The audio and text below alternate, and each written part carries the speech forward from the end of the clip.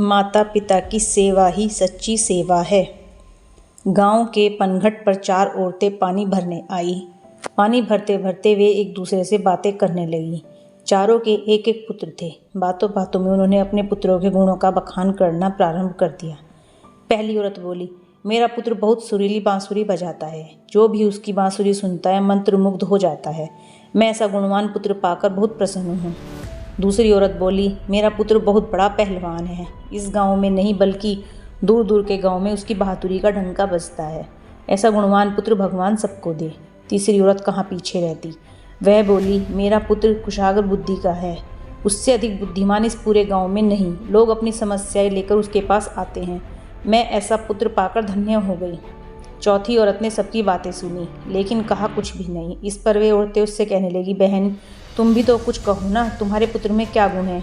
कोई न कोई गुण तो उसमें अवश्य होगा। वह औरत बोली, क्या कहूँ बहनों, मेरे पुत्र में तुम्हारे पुत्रों की तरह कोई गुण नहीं है।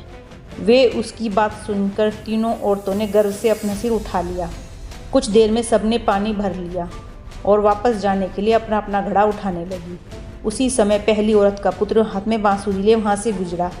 उसने देखा कि उसकी माँ पानी से भरा घड़ा नहीं उठा पा रही है, किंतु वह यह अनदेखा कर बांसुरी बजाते हुए वहाँ से चला गया। दूसरी औरत का पहलवान पुत्र कुछ ही दूरी पर मुदगर घुमा रहा था। उसकी माँ कुएं से घड़ा उठाकर जैसे ही उतरी, उसका पैर फिसल गया।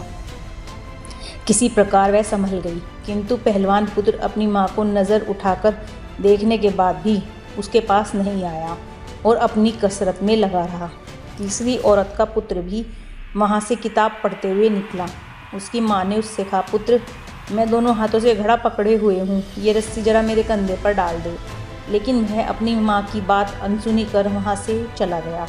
तभी चौथी औरत का पुत्र वहाँ आया। अपनी माँ के सिर पर घड़ा देख वह उसके पास गया और उसके सिर से घड़ा उतारकर अपने सिर पर रखकर चलने लगा।